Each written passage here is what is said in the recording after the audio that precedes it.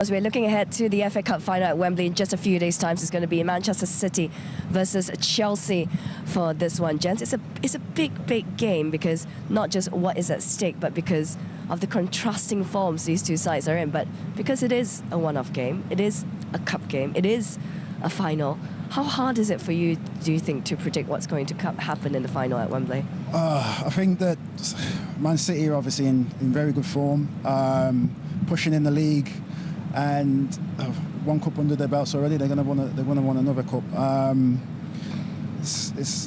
The players that they have out in the minute, like they've been changing teams, but they have such a strong squad that I just see them going and playing in Chelsea in the cup final and causing a lot of problems with Chelsea. And Chelsea defensively have not been great, but as I said, it's a one-off game, and City do have that midweek game this week, though. So in terms of rest, yeah. But Pep seems to be able to. He knows what he's doing when he's been changing the team round, and I think Chelsea will come out.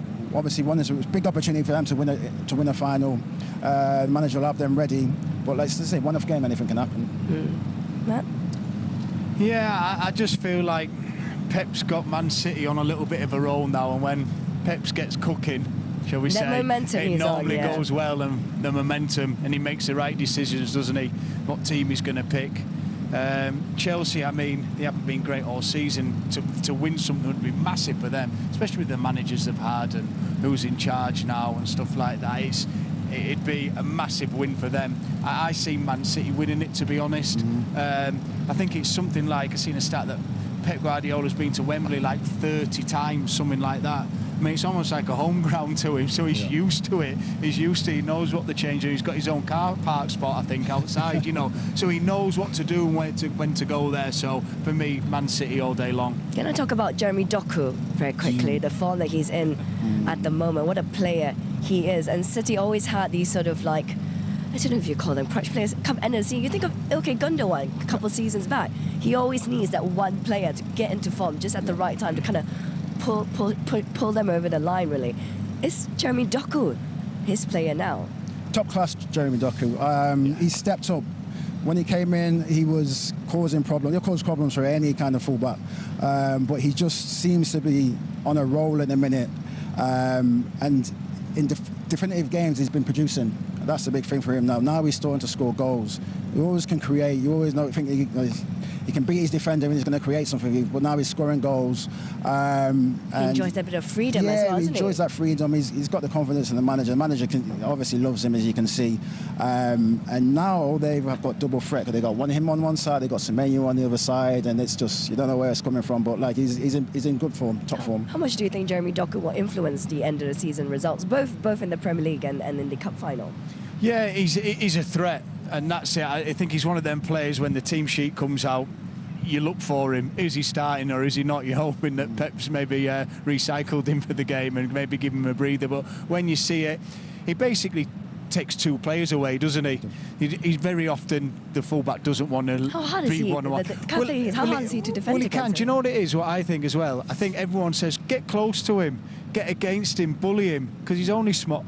Have you seen people trying to take the ball off him? He just goes like that, bang, get off. So he's strong and he's fast, and he can go either way. So it's not great normally for the fullbacks. But now he's getting the confidence now he's getting that end product as well, and he's looking like an absolute star of a player.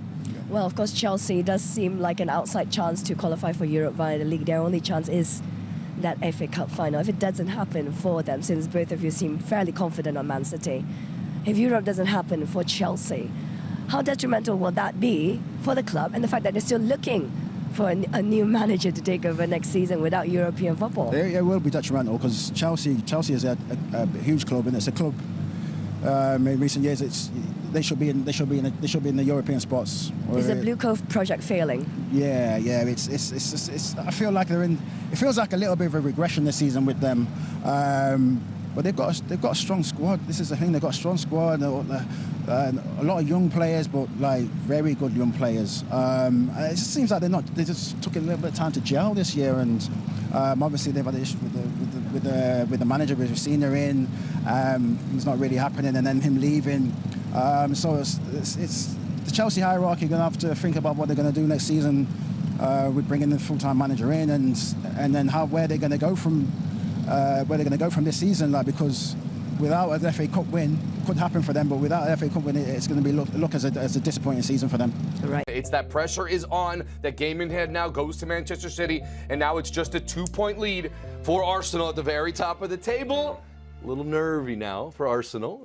Yet again. Both teams have finals to play for. Obviously, Arsenal, the Champions League, and Manchester City with the FA Cup. But this was a huge match for City, and they were able to do it with a fantastic performance despite a rotation, but still a very professional performance from Manchester City when they needed it most. When you think of teams that challenge for Premier League titles or any trophy in world football, you need to have every single player on your squad, every single player in your team contributing in both boxes. And we saw that today from Manchester City. And you're right to point out the just number of changes that Pep made, and we'll get to that in a bit. But it was so good to see City go to this business as usual sort of presence. The first goal was everything. The first goal was so important, and to get it from some supporting cast members who have kind of been left out in the cold, or so we thought, is everything Pep will want to see. But I just love the professional environment.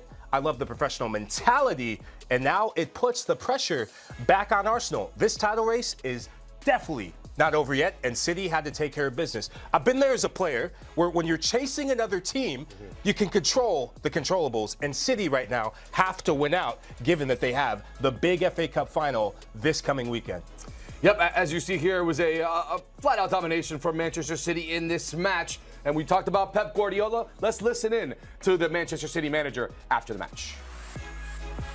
See this title race now, 10 days to go.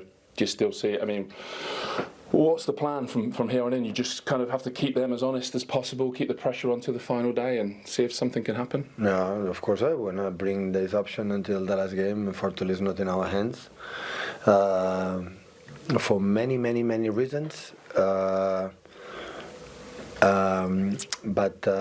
it's not easy, but important is we are there, and this group of players are all extraordinary. This season have been the joy absolutely every day we're with them, so have been really good. Now we have the final, and I could say Bournemouth and Aston Villa, they are not the easy ones, to take. But look, Bournemouth is playing for European competitions, the big ones, and is playing extraordinary. I don't know the last game they lost, but now we have a take a break, and I think deserve all the attention and the credit. The FA Cup final and the last 2 years for many reasons that we didn't win. Do you want to go into them? No, it's not necessary to them. It's not necessary. I'm nice because when we lost, I didn't just congratulate United the Crystal Palace. But hopefully we can do like always, I believe. And I said for the day one, in this club, to win the games and win the title, you have to be much better. So in equal circumstances, you will not do it. So it's simple as that. Okay. What circumstances? You know that. Okay. Had to get out of there quickly before having to answer that question. If you're a Manchester City fan, it clearly hasn't been the season that you're used to, but you have to feel a lot better back in this title race with Pep Guardiola at the helm. And he was able to do it again with rotation. Not having to play Haaland in this match, I think, is a massive advantage for City moving forward. And this is the lineup he put out there. Yeah, look, he made 6 changes from the side that played against Brentford at this very stadium at the Etihad. And I've long since questioned this with Pep. Keep in mind, Stefano, when City started getting on this winning run and this comeback formula, it was with the same group playing match after match after match, and eventually you're going to see the legs go by the wayside. We saw some of the cracks in the pavement in that Burnley match where City were very fortunate to get 3 points. The only thing they did was get the 3 points because I thought the performance didn't back it up. Then you go to the Everton match, and that's really where the chaos ensued. That sense of focus or lack of focus really cost them. But now Pep leans in on the supporting cast, and this is where I go back to being a supporting cast member contributing. Trust is earned as a player, not given. And players like a Phil Foden, like an Omar Marmoush, they earn trust. And I go back to their performances, especially Marmoush, scoring the goal with Erling Haaland on the field. It is so important for him to see players like Josko Gvardiol as well, making his first appearance since January, will give Manchester City and Pep added confidence that they can go the distance and just say, hey, as long as we're in this on all fronts, we think that if it comes down to the final day, and I think this as well, if the Premier League title goes down to the final day, I think City are going to win. Solely because you're getting more confidence from the supporting cast. And what Pep Guardiola did today, I think, is a lesson to Mikel Arteta. If you're Mikel Arteta, you've done a masterful job so far. But the one big criticism I have of Arteta, and Arsenal fans will back me up on this, he hasn't used a lot of his supporting cast members. He's been forced to use players due to injury. But you think of Christian Mosquera in the match against West Ham. He had to bring him in only because he was forced to. If you're Mikel Arteta, that's the next level for you as a manager, to learn to trust the depth that you have, and Pep did today. Yeah, it's easier to trust when you've won trophies before, when you've won several trophies before. It's a fact, right? It's easier to trust that rotation when you know that you're has been proven. But let's go into some of those rotations, because Phil Foden today, probably the player of the match, 2 assists. And this is a player who, in his post-match, said, you know, I haven't had a good second half of the season. I lost my place. I had a very good first half. And that inconsistency has kind of rounded up what his career has been. But this was, again, a moment for him to shine, and he was able to do it, getting the 2 big assists in that first half. I'm so happy to see Phil Foden playing back with this freedom of expression, this freedom of self, this sense of self that we know is in there. Let's not forget that this is a Premier League player of the season a couple seasons ago. The magic is still there, and to see the way that he had that back heel on the assist to Antoine Semenyo, that is the stuff of dreams. In my opinion, on his day when he's feeling confident, Phil Foden is one of the best players in tight spaces in the entire Premier League. I'd put him in there, Bernardo Silva at times when he gets higher up the field for City, Ryan Cherki, Bruno Fernandes. They're of that ilk of elite quality in tight spaces. To see Phil Foden play with a smile on his face, love that. But it comes against an opponent that when you go back and you remember, I had to think about this. When did Phil Foden score his last Premier League goal? It was against Crystal Palace. So good on Pep for rotating, but also knowing his player that this is a team that he tends to show up against. And so if you're a player like Foden, you have to reward the trust that the manager's put and given you. And I want to go back to the Brentford match, because I've talked about Marmoush getting his goal, but a lot of people who watch the game, and when you truly watch the game back, the game changed when Phil Foden came in the team.